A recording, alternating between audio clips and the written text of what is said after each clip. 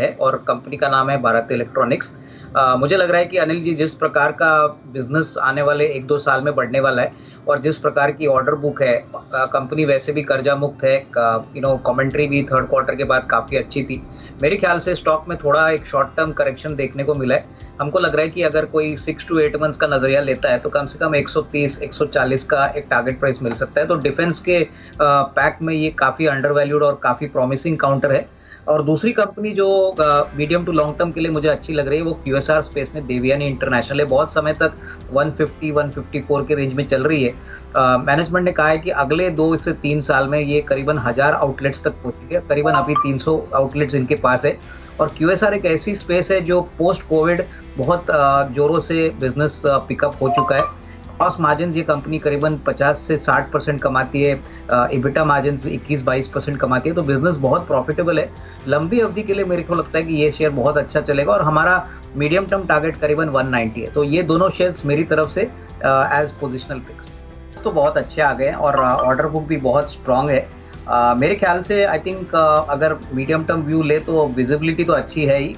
Margins में भी हमको लग रहा है कि अगर होपफुली वॉल्यूम के साथ मार्जिन्स भी पॉजिटिवली इंप्रूव होते हैं तो इस लेवल से भी एक अच्छी बढ़त आपको देखने को मिलेगी। तो डेफिनेटली इसमें अच्छा पॉजिटिव मोमेंटम आने वाले क्वार्टर्स में रहने की अपेक्षा है। डेफिनेटली दीपांशु थोड़ा बहुत तो प्राइसिंग प्रेशर कम होगा क्योंकि नए प्लेयर्स जैसे टाटा 1mg ने जब लॉन्च किया था तभी बहुत ही निचले लेवल पे इन्होंने ऑफर शुरू किया था। लेकिन सभी इंडस्ट्री में जान रहे थे कि ये इंट्रोडक्टरी ऑफर था, इसमें कोई सस्टेनेबिलिटी पॉसिबल नहीं थी। तो मेरे ख्याल से देखिए डायग्नोस्टिक बिजनेस में अभी भी ग्रोथ नंबर्स आने वाले सालों के लिए बहुत बड़ी अपॉर्चुनिटी है। हालांकि देखिए मार्जिन प्रेशर तो अभी भी रहेगा क्योंकि सारे प्लेयर्स अंडर कटिंग करने की बात कर रहे हैं, कंपटीशन बढ़ रहा है। तो मेरे ख्याल से जो लार्ज प्लेयर्स है जैसे मेट्रोपोलिस हो गया, कृष्णा डायग्नोस्टिक हो गया, डॉक्टर पाथलैब्स हो गया, यहीं पे मुझे लग रहा है ज़्यादा से ज़्यादा ग्रोथ होगा। जो छोटे प्लेयर्स है उनको मुझे लग नहीं रहा है कोई बड़ी अपॉर्चुनिटी रहेगी। वहाँ का सिनारियो शायद मार्जिन प्रेशर से इनके प्रॉफिट दबाव में आएंगे।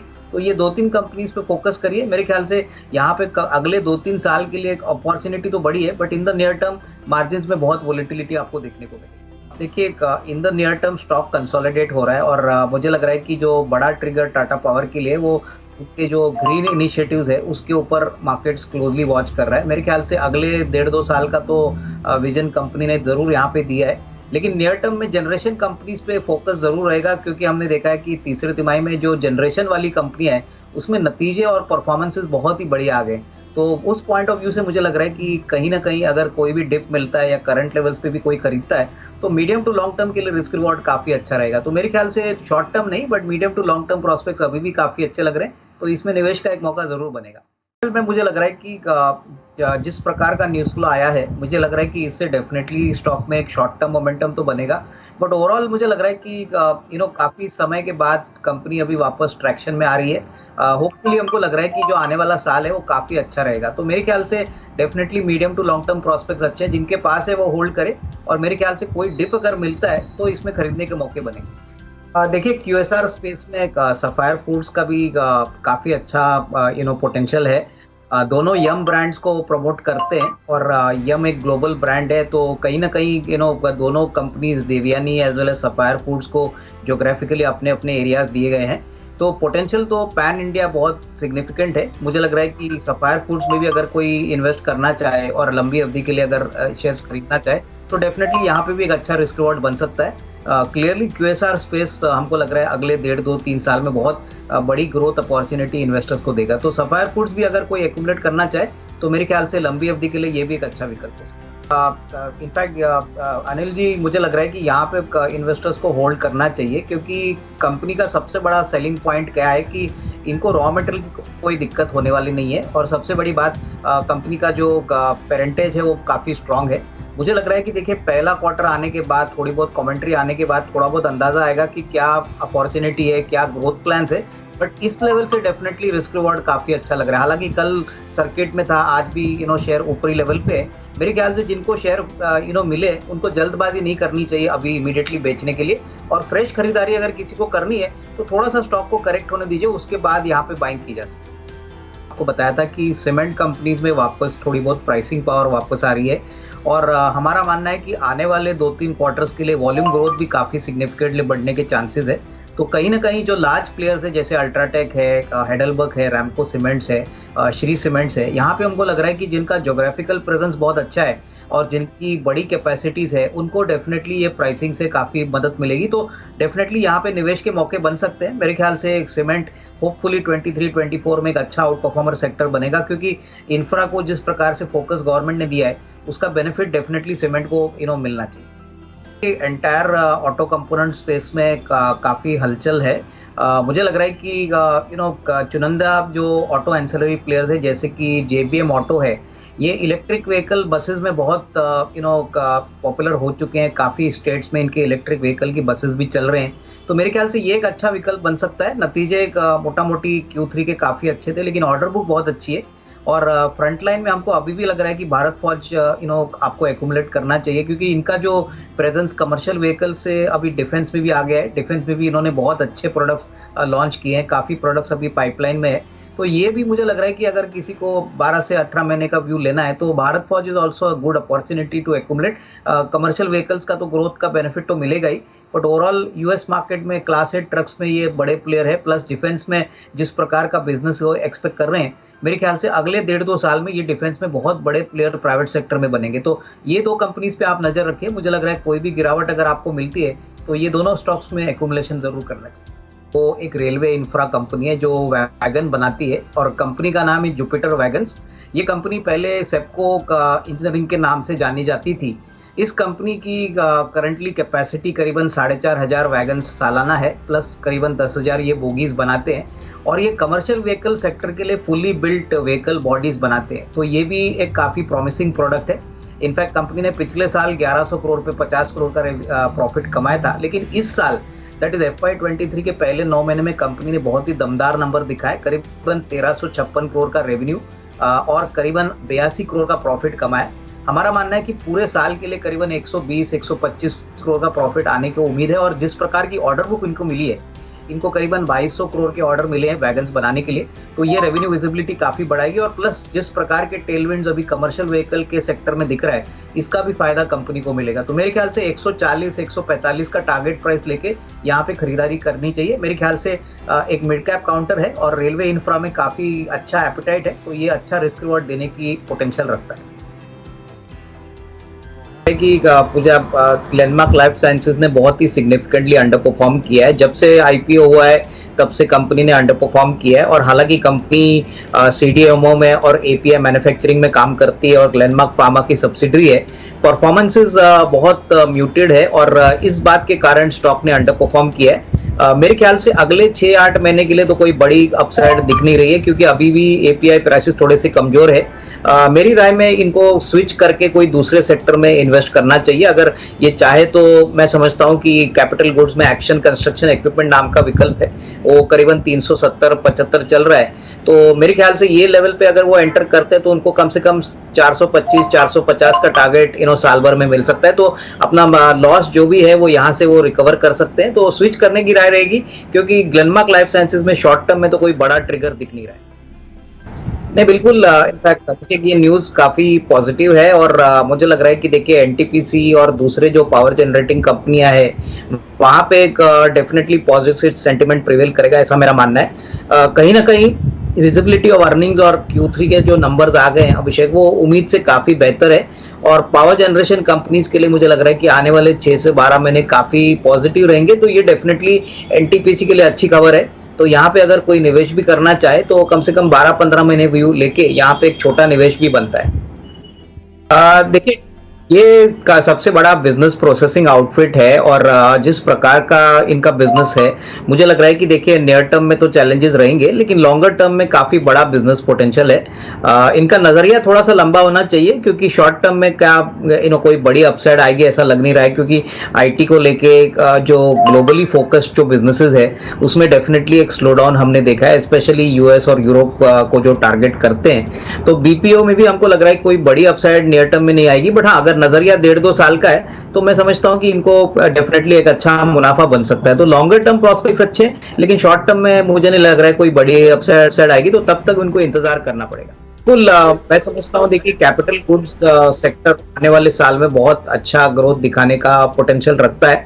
ऑलरेडी बजट में जो इंफ्रास्ट्रक्चर के ऊपर गवर्नमेंट ने 10 लाख करोड़ का बजट किया है, इसका फायदा तो कैपिटल गुड कंपनीज को तो मिलेगा ही। बट हमने देखा है कि सारे जो बड़े फ्रंटलाइन कैपिटल गुड कंपनीज है जैसे एल हो गया, उसके बाद कमिंस हो गया, इन्होंने बहुत स्ट्रॉन्ग नंबर्स दिखाए हैं। मैनेजमेंट की कमेंट्री भी काफी पॉजिटिव है और जिस प्रकार से अभी कॉर्पोरेट कैपेक्स चल रहा है, मेरे ख्याल से इसका फायदा कंपनीज को जरूर मिलेगा। तो मैं समझता हूं कि यहाँ पे जरूर थोड़ी बहुत पोजीशंस इन्वेस्टर्स को कैपिटल गुड सेक्टर में करनी चाहिए। बहुत समय के बाद सेक्टर चला है और मुझे लग रहा है कि 23-24 में अच्छी खासी कमाई इवन करंट लेवल से बनेगी, तो डेफिनेटली इन्वेस्टेबल है। बट टाइम फ्रेम थोड़ा लंबा रखिए, यही इन्वेस्टर्स को करना है। अभिषेक जी, मुझे लग रहा है कि देखिए टायर सेक्टर में रुझान पॉजिटिव है क्योंकि एक तो automobile sector across the board, यानी अगर हम कमर्शियल व्हीकल्स की बात करें, passenger car, tractors, two wheelers की बात करें, तो वॉल्यूम ग्रोथ काफी पॉजिटिव है। अनुमान है कि इस साल भी वॉल्यूम ग्रोथ काफी स्ट्रांग रहेगा, तो इसका बेनिफिट टायर सेक्टर को जरूर मिलेगा। सीएट एक बहुत बड़ा OEM as well as replacement market में प्लेयर है और सबसे बड़ी बात, इन्होंने एक्सपेंशन भी रेगुलरली किया है, तो इसका फायदा भी इनको मिलेगा। इस साल जो सबसे अच्छा बेनिफिट है वो रॉ मटेरियल की कीमतों में करीबन 30-35% नेचुरल रबर प्राइसेस पीक से गिरे हैं, तो इसका फायदा जरूर कंपनी को मिलेगा। इनके निवेश से मैं यही कहूंगा कि इनको कम से कम 12 से 15 महीने का टाइम फ्रेम देना है, क्योंकि FY24 और FY25 ये सारे टायर कंपनीज के लिए अच्छी होंगी, इनफैक्ट सीएट के लिए भी अच्छी होंगी। तो यहाँ पे थोड़ा इंतजार करिए, थोड़ा सा समय यहाँ पे बिताना बहुत जरूरी है, क्योंकि share moderately fair too expensive valuation पे ट्रेड कर रहा है। और अगर निवेश किया है तो मुझे लग रहा है साल 1.5 साल का टाइम फ्रेम इनको यहाँ पे देना चाहिए, उसके बाद ही उनको अच्छा रिस्क रिवॉर्ड मिलेगा। देखिएगा अभिषेक, जैसे मैंने पहले कहा था कि पावर जनरेशन एक बहुत बड़ी अपॉर्चुनिटी है और Q3 के नंबर सारी कंपनीज के बहुत ही दमदार आ गए हैं।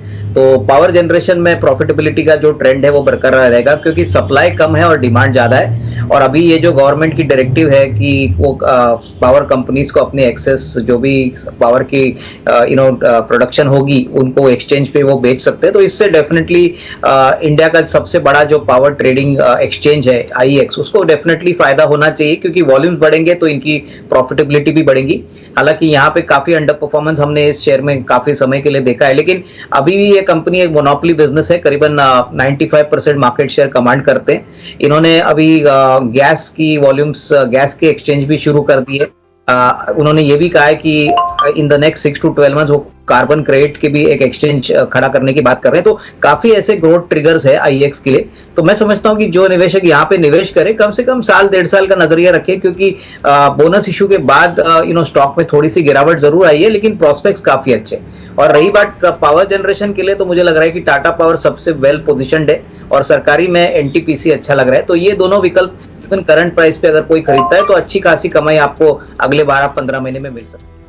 मुझे लग रहा है कि कंपनी इन्होंने बहुत अच्छी चुनी है, लेकिन टाइम फ्रेम बहुत छोटा इन्होंने एज्यूम किया है। मैं समझता हूं कि देखिए आने वाले 2-3 क्वार्टर्स के लिए जिस प्रकार का रॉ मटेरियल कॉस्ट का प्रेशर है, जिस प्रकार से मार्जिन प्रेशर देखने को मिला है, हो सकता है कि 1-2 क्वार्टर्स कंपनी को ये मार्जिन प्रेशर कंटिन्यूसली सस्टेन करना मिले। लेकिन इनका सबसे बड़ा पॉजिटिव है कि इनकी डिस्ट्रीब्यूशन रीच काफी अच्छी है। अगर मानसून अगले साल अच्छा आता है तो ऑब्वियसली इनके लिए काफी अच्छी बात रहेगी, क्योंकि काफी ऐसे प्रोडक्ट्स है जो रूरल मार्केट्स में बेचे जाते हैं। तो कहीं ना कहीं इनको कम से कम 12-15 मंथ्स का नजरिया रखे और उसके बाद ही उनको एक अच्छा खासा रिस्क रिवॉर्ड मिलेगा। मेरे ख्याल से अभी फिलहाल नेक्स्ट 2 to 3 मंथ्स में ऐसा कोई बड़ा अपसाइड आएगा ऐसा लग नहीं रहा है। तो लॉन्गर टर्म अगर ये निवेशित रहते तो डेफिनेटली इसमें अच्छा रिस्क रिवॉर्ड ये कमा सकते हैं। अविनाश जी, क्या CMU LG बालाकृष्णन के लिए भी होगा, क्योंकि 700 के भाव पर खरीदे इन्होंने, थोड़ा सा इनके भाव से हल्का सा ये नीचे है। 2000 करोड़ रुपए की मार्केट कैप है, कंपनी बहुत न तो बड़ी है न तो बहुत छोटी है। इसमें क्या भी होगा आपका? देखिए LG बालाकृष्णन एक ऐसी कंपनी है जो तो एंसिलरी और व्हीलर सेक्टर को प्रेफर करती है। मुझे लग रहा है कि सेक्टर में अभी भी कोई बड़ा वॉल्यूम ग्रोथ नहीं है। आप की सारी कंपनी देखिए टीवीएस मोटर को छोड़ के कोई बड़ा वॉल्यूम ग्रोथ आया नहीं है, बट मेरे ख्याल से टू व्हीलर मार्केट अगले साल अच्छा पिकअप करेगा, क्योंकि काफी समय से एक्सपेक्टेशन है कि वॉल्यूम ग्रोथ रूरल मार्केट्स आएगी। तो उस पॉइंट ऑफ व्यू से एलजी बालाकृष्णन काफी वेल पोजिशनड है, क्योंकि ये टू व्हीलर मार्केट में करीबन 60-70% मार्केट शेयर कमांड करते हैं और ग्रोथ काफी अच्छा है। तो यहाँ पे भी निवेश मेरे ख्याल से अगर ये थोड़ा लंबा रखे तो अच्छी खासी कमाई हो सकती है। शॉर्ट टर्म में मुझे लग रहा है कि स्टॉक एक रेंज में रहेगा, क्योंकि जब तक volume growth two wheeler sector से बढ़ता नहीं है तब तक कोई बड़ा ग्रोथ एलजी बालाकृष्णन को मिलेगा ऐसा लग नहीं रहा है। बट यस 12 से 18 महीने में हमको लग रहा है कि रिकवरी जरूर आएगी और इससे कंपनी को जरूर फायदा होना चाहिए। पहली बात तो अभिषेक, आईडीएफसी में रुझान इसलिए है क्योंकि काफी लोगों को पता है कि आईडीएफसी और आईडीएफसी फर्स्ट बैंक में रिवर्स मर्जर होने वाला है, और ये जब होगा तभी आईडीएफसी को काफी फायदा होगा। इनफैक्ट रिसेंटली आईडीएफसी ने करीबन 2000 करोड़ का इन्फ्यूजन आईडीएफसी फर्स्ट बैंक में किया है। तो इस बात का क्लियर इंडिकेशन है कि वो बैंकिंग बिजनेस को बहुत पॉजिटिवली देख रहे हैं। तो मुझे लग रहा है कि देखिए मेरे ख्याल से कम 6 to 12 मंथ्स के टाइम फ्रेम में अगर ये रिवर्स मर्जर पॉसिबल होता है तो इसमें बहुत अच्छा रेटिंग आपको मिलेगा, क्योंकि वैल्यू एक्रीशन जरूर आईडीएफसी के शेयर होल्डर्स को मिलना चाहिए। और मुझे लग रहा है कि इस लेवल से स्टॉक थोड़ा कंसोलिडेट जरूर होगा, लेकिन आपको समझना है कि आईडीएफसी एज ऑफ नाउ तो एक होल्डिंग कंपनी है और आईडीएफसी फर्स्ट बैंक में उनका जो स्टेक है वो करीबन 40% के ऊपर है। तो ये डेफिनेटली ट्रिगर रहेगा या रिवर्स मर्जर का। ये जब होता है, अनाउंस होता है मैनेजमेंट के पॉइंट ऑफ व्यू से, तभी स्टॉक में एक अच्छी आपको अपसाइड देखने को मिलेगी। तब तक मेरे ख्याल से आपको इंतजार करना है, बट डेफिनेटली ये आने वाले 6 से 12 महीने में पॉसिबल लग रहा है। नहीं, बिल्कुल। देखिए आईआरसीटीसी एक रेगुलेटेड मोनोपोली है और उनका जो इंटरनेट बुकिंग का जो बिजनेस है वहां पे तो करीबन 50-60% के कामकाजी मुनाफे के मार्जिन वो कमाते हैं।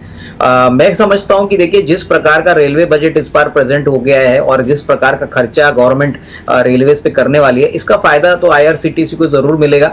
सबसे बड़ी बात, इंटरनेट टिकटिंग का जो बिजनेस है वो एक सस्टेन्ड बिजनेस मॉडल है। अगर इनका लॉन्ग टर्म का नजरिया है तो कम से कम 1.5-2 साल यहाँ पे निवेशित रहिए। देखिए इस स्टॉक ने 1.5-2 साल पहले बहुत बड़ी तेजी दिखाई थी, उसके बाद अंडर परफॉर्म किया है।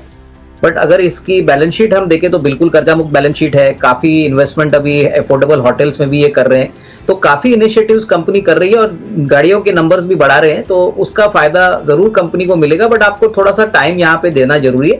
मैं समझता हूँ अगले 1.5-2 साल में इनका